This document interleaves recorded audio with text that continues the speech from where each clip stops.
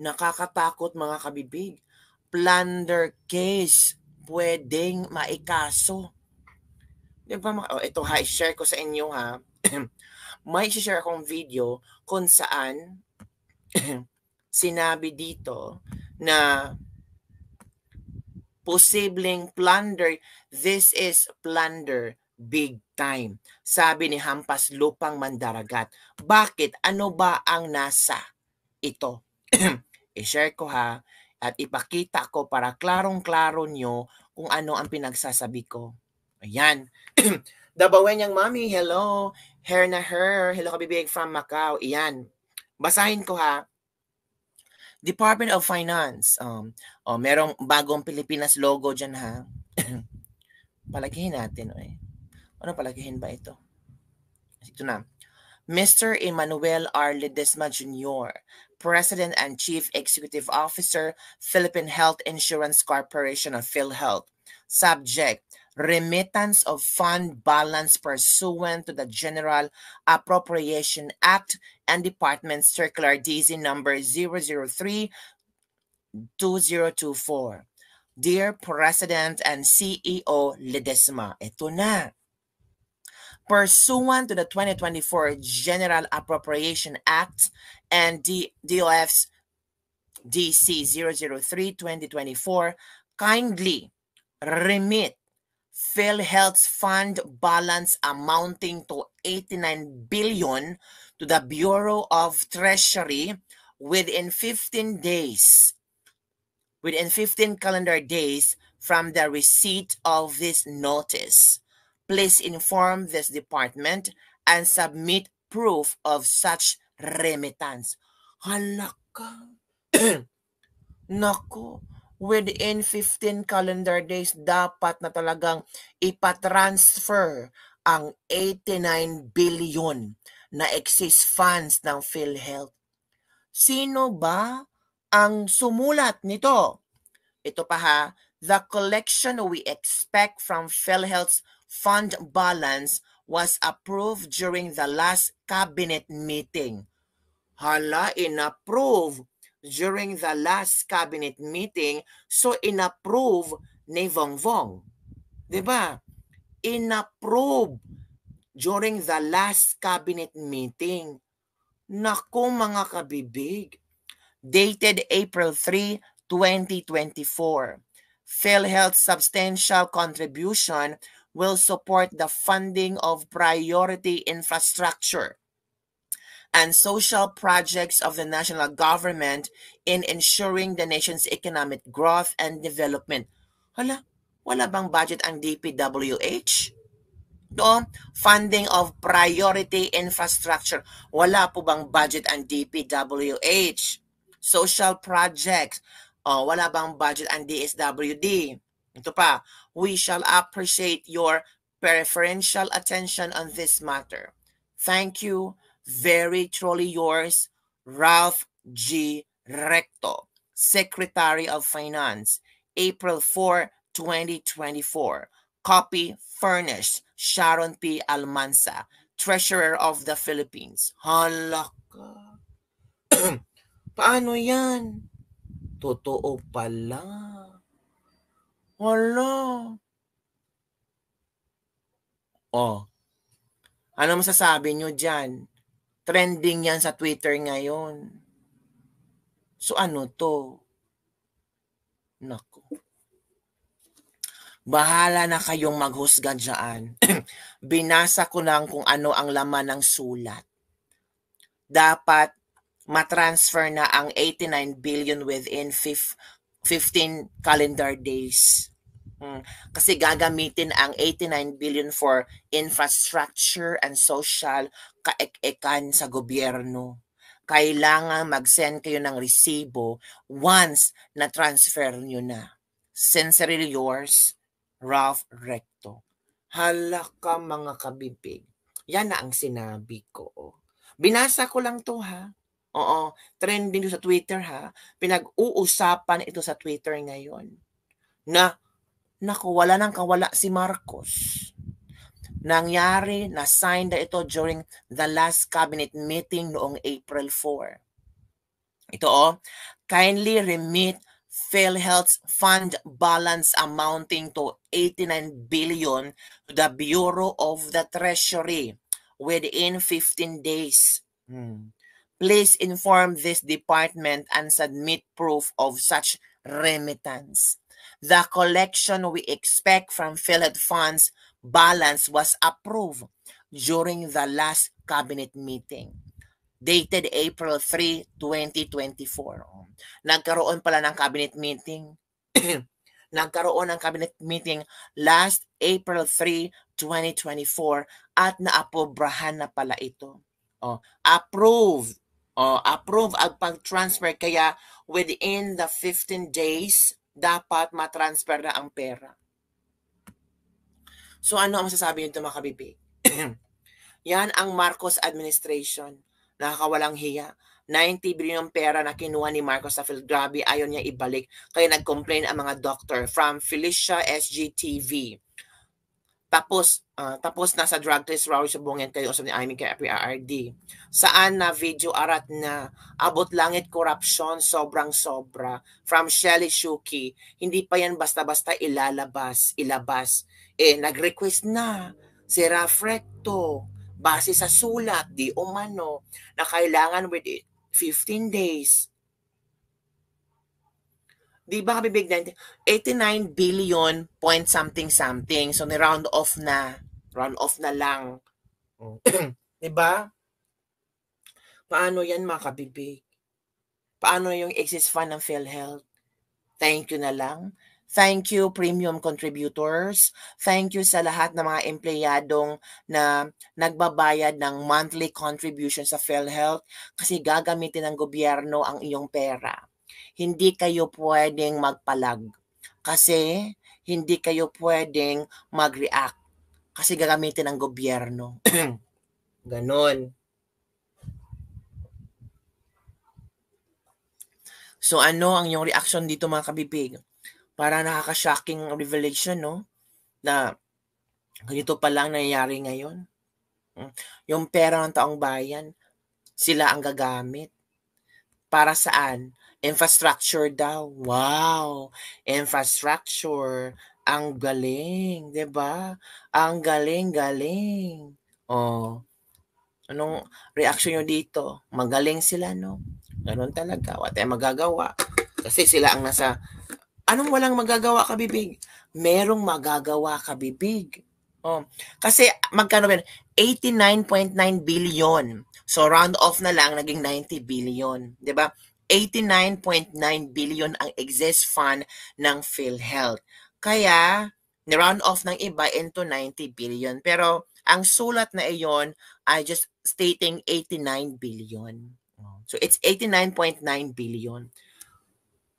Sobrang greedy talaga ang admin na ito. Hindi nila pera yan para sa PhilHealth ng mga private, mga employee. May 23 billion pa siya sa USA, di ba? May contempt si Bibi. Nako, baka ito yung, baka bibig, delikado, baka, ano daw to, plunder case daw to, pwedeng kasuhan ng plunder case, sabi ng ilang netizen. Baka ito maging rason na si BBM, nako, makakasuhan. Kasi aprobado, during the last cabinet meeting, approved. During the last cabinet meeting dated April 3, 2024, approved. Kaya pakitransfer na ang 89 billion na exist fund ng PhilHealth. At mag-send ka na ng resibo na na-send mo na within 15 days. Last April 4 ang letter na yon, 'di ba? Meron din yan sina Tito Soto at Marco din nasa YouTube. So ano ang iyong komento tungkol dito, mga kabibig? Nako na, kakatakot pala kabibig, no? Kakatakot talaga. Darating ba si Pangulong Duterte sa Maisog Rally today? Hindi ko pa alam, pero let's check, be. Check natin yung Maisog ngayon. Check natin yung live ng Maisog.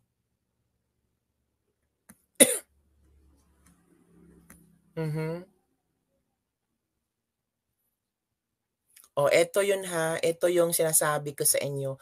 Para klaro at hindi ko ito gawa-gawa. Meron ako i-share na video sa inyo. Hindi pala. Para klaro, baka sabihin nyo naman, gawa-gawa kong letter yon. Hindi po. Ito yun, klarong-klaro talaga yan.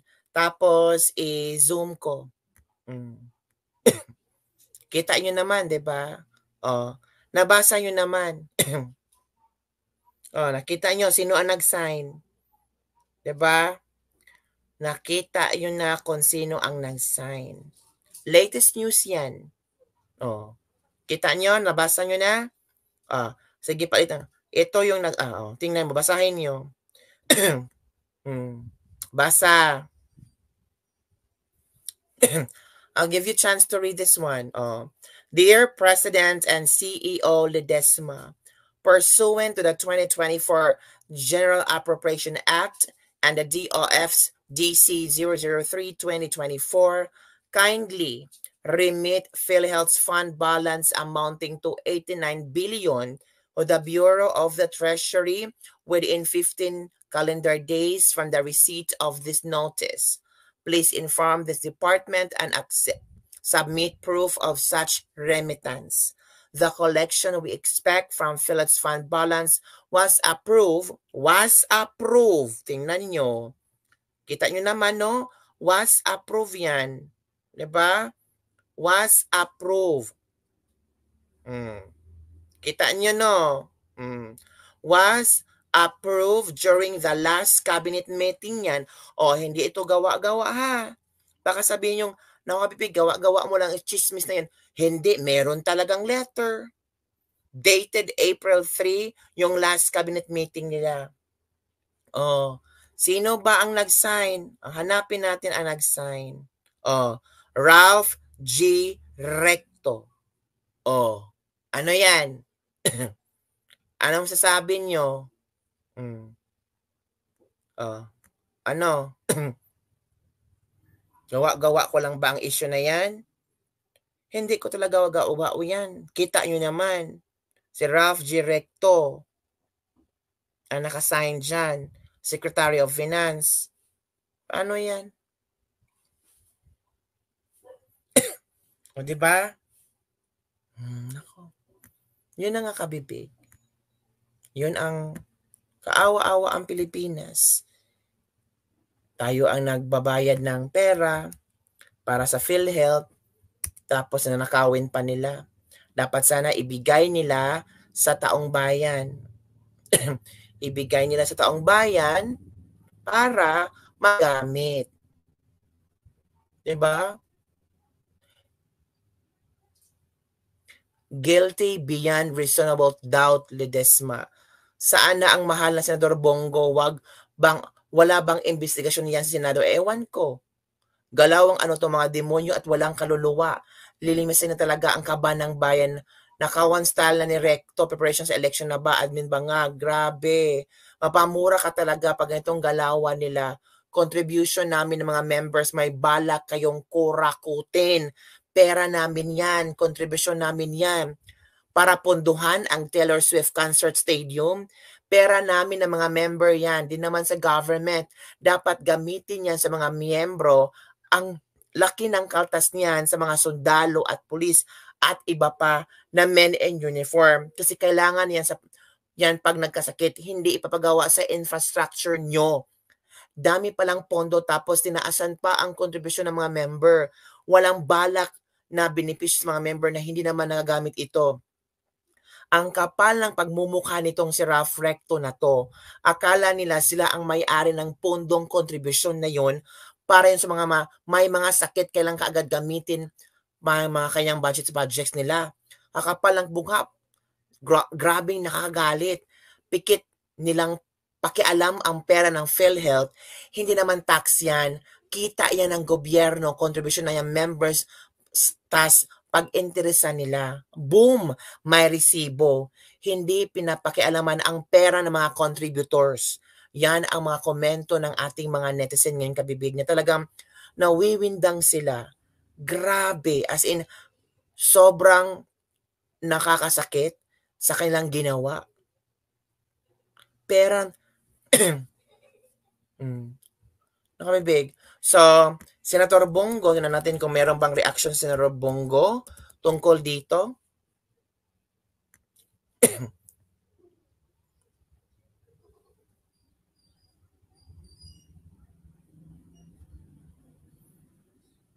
Hanapin ko ha. Yan ko kung may reaction si Senator Bongo tungkol dito about sa PhilHealth. Okay? Kasi pera yan ng taong bayan.